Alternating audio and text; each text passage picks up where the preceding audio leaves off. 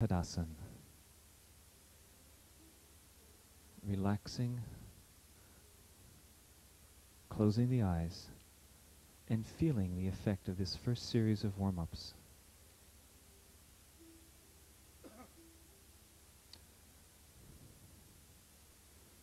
And now into stage 1 of the practice of Kripalu Yoga, developing willful control of the body through the discipline of posture and breathing, holding unwavering attention on each detail of the posture, focuses the mind on precise alignment and brings the mind into the body.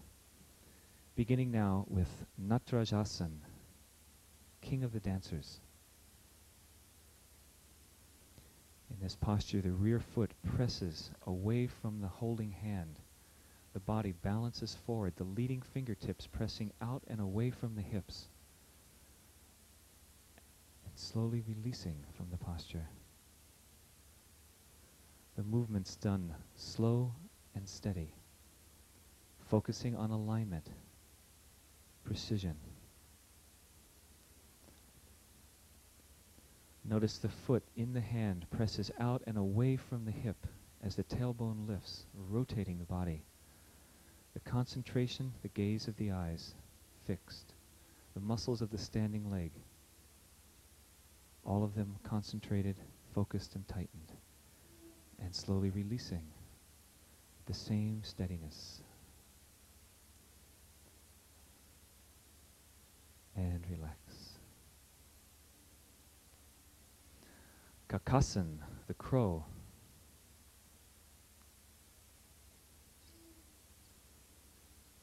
Slow and steady into the balance, a combination of balance and strength. Holding the posture, pressing the knees into the back of the arms. The Ujjayi breath moving steadily through the body. Concentration fixed. And slowly releasing with control.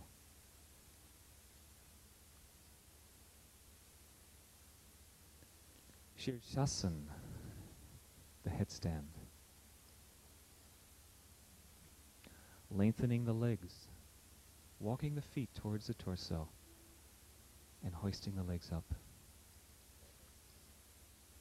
The Ujjayi breathing moves through the body. Urdhva Padmasana, the lotus headstand, the variation in which the legs are folded to the full lotus, concentrating the energy deep in the hara. And Vrishchakasana, the scorpion, concentrating the body from the headstand into a position of balance.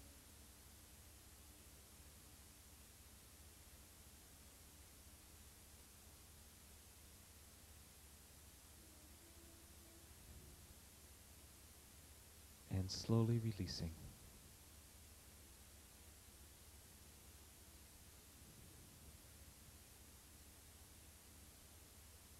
And relaxing into Garbhasana, the child. Each willful posture is accompanied by a relaxation to balance the body. Continuing now with Bhujangasana, the cobra. The body coming face down onto the floor with a powerful exhalation of the breath, the buttocks squeeze, pressing the pelvic triangle. The feet press against the floor and the upper body raises up and out of the hips.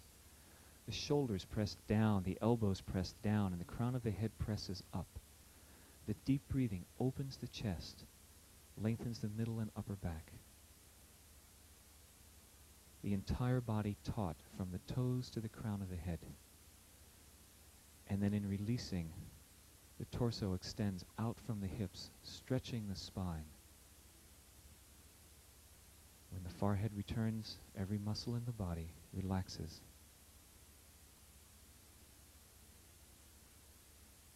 Dhanurasana, the bow. Taking hold of the ankles, again with an exhalation, the buttocks squeeze and the feet press up and away from the core of the body, lifting the torso. The low back lengthens. The shoulder blades pull together, the chest opening, the breath steady. Concentration fixed on the details of the posture. The feet press up towards the ceiling, the crown of the head presses up. And again, slowly releasing.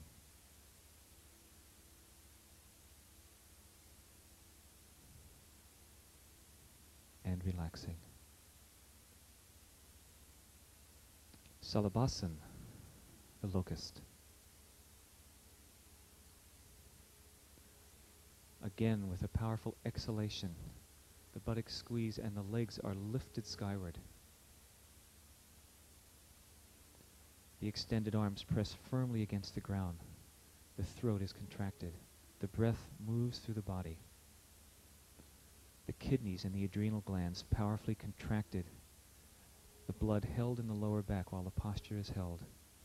And then slowly releasing. The organs and glands open. The flow of blood and prana flows through the body, healing and relaxing it.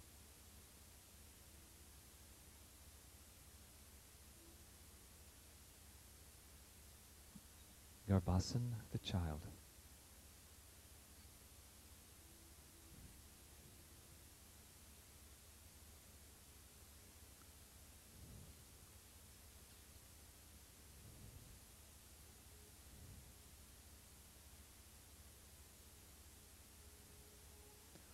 Kapotasan, the pigeon.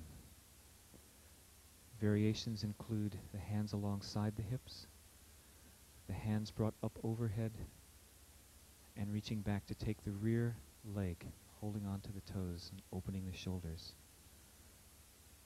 The hip pressing down and forward, the rear foot pressing out and away, the upper body lifting up and out of the waist, the chest opening, the spine extending, the fingertips and crown pressing. And slowly releasing.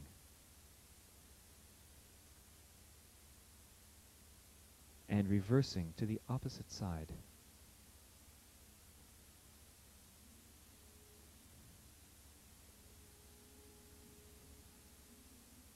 In the pigeon, the lower half of the body presses into the ground while the upper half of the body lifts up and out of that foundation.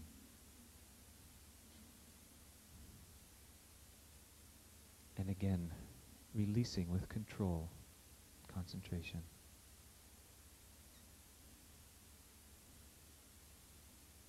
Taking a breath in between. Paschimottanasana, the forward bend. The sits bones press down, the crown of the head up, and with an inhalation, the fingertips rise. The torso lengthens up, and then with an exhalation, the tailbone lifts and the body rotates forward, contracting the abdominal organs and lengthening the back and the hamstrings.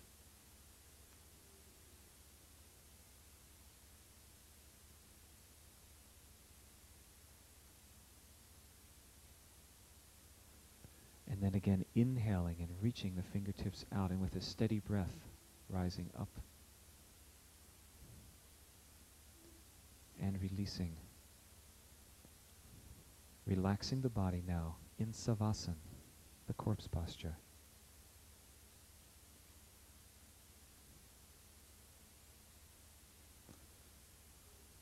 One of the most powerful of the back bending postures now, Chakrasana, the wheel. Coming into the ready position, feet on the floor, hands beneath the shoulders, and with an exhalation, squeezing the buttocks and pressing the core of the body up. Variations include bringing the right leg up and out, pressing out through the foot, and then reversing to the opposite side.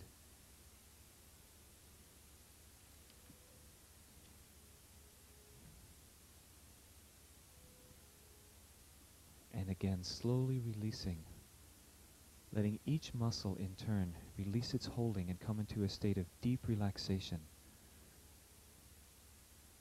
Again, coming into Savasana, the corpse. Squeezing once the legs against the belly, extending the low back.